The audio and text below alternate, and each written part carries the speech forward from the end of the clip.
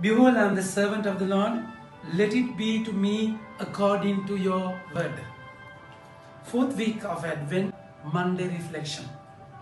My dear friends, it's important if you want to experience the power of Christmas, you have to be a servant to the word. We find Mother Mary giving her full consent to the Lord, saying that I am your handmaid, thy will be done. Exactly these words were said by Jesus in Gethsemane, where he said, thy will be done. And my dear friends, it's difficult. It's difficult to let go of your will because you are so attached and you are so glued there, you are so framed in that will. We find the person Ahaz, King Ahaz, and he was in the southern kingdom. Jerusalem was the main city, and the temple was, they were about to attack by Babylonians, King Nebuchadnezzar, and King Ahaz had a plan to get the support of the northern kingdom by the support of that pagan king to destroy Babylon. But then God does something otherwise. He said, surrender to the king of Babylon. But then Ahaz never wanted to do that. When prophet came and said, you surrender, he didn't want to listen. That's why he was asked to ask for a sign so that he could be approved of God's will. He says, it is too little for you to wear a man. And he said, I will not ask and I will not put the Lord to test. That's a lie. Because had he given a sign, he will have to let go of his plan. So that's why he was reluctant. And the whole Israel was destroyed by King Nebuchadnezzar, Babylonian king, because he never listened to the will of the Father, will of God.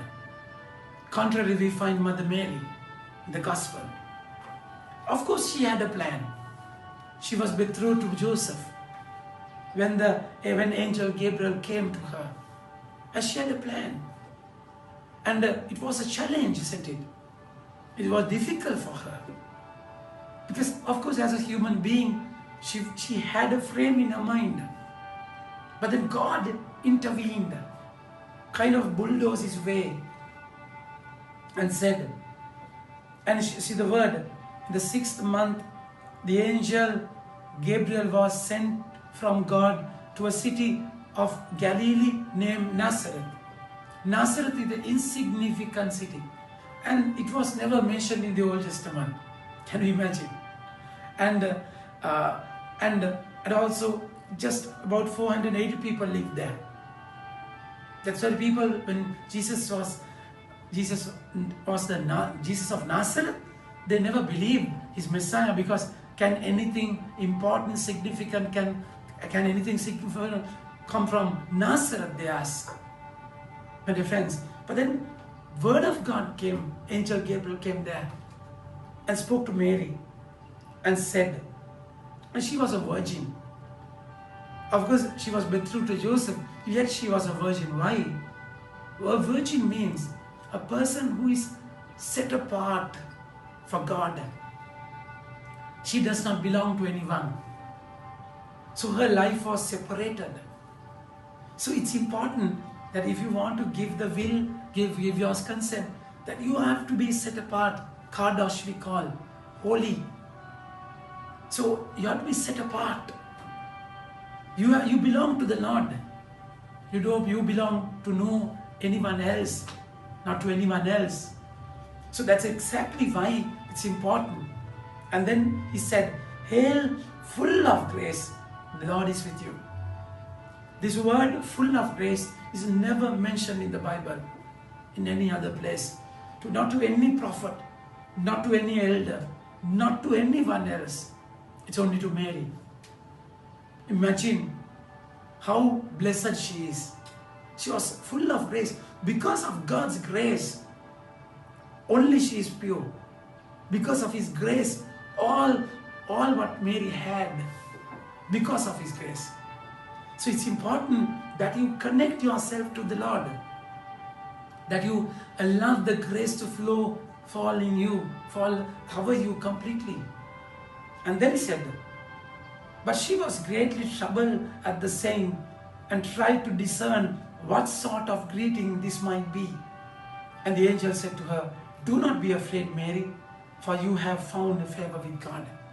So as a human being, she didn't have the Holy Spirit still. So as a human being, the way she looked at it, she never understood. And how can this be? What kind of a greeting is this? So it's very clear difference when you are in the Spirit and when you are out of the Spirit. So she was clothed with the anointing of the Holy Spirit. And that's how she was conceived, my dear friends. So when she was conceived, everything changed. The way she looked at things. For that, it's important that you accept the word. So to say yes to the word. And she was asking, she wants to make it clear. What is it? Because I don't know a man. I have not been with a man. How can this be?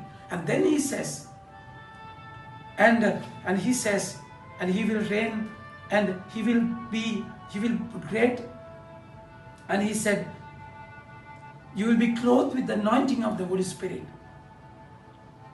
Behold, you will conceive in your womb and bear a son, and you shall call his name Jesus.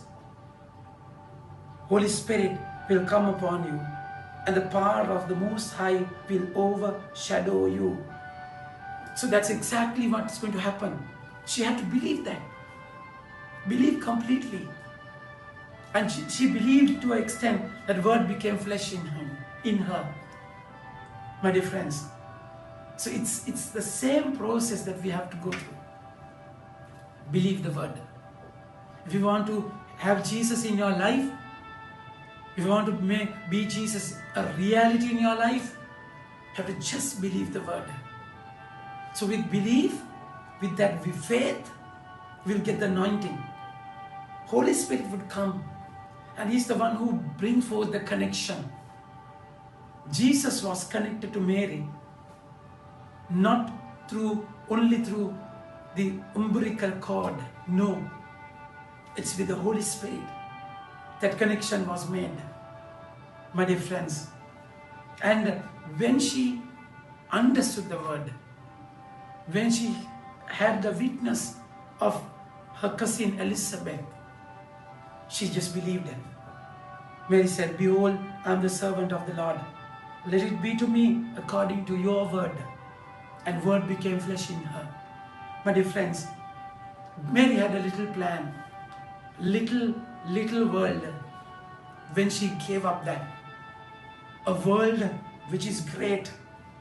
He will be, and behold, you will conceive in your womb and bear a son, and you shall call his name Jesus.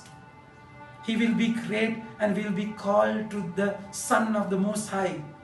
And the Lord God will give to him the throne of his father David. And he will reign over the house of Jacob forever. And of his kingdom there will be no end. What a beautiful plan. The gamut of the magnanimity of his plan. When Mary gave up his world, her world, God revealed his plan, and he has a plan with you. He has a world to be delivered to you, revealed to you. For that, you have to let go of your world. You have to say this prayer with Mary. Thy will be done. And I am the handmaid of your Lord, of the Lord. Thy will be done. So don't be scared to break your plan, so that God will make his plan in your life. Amen. May God bless you.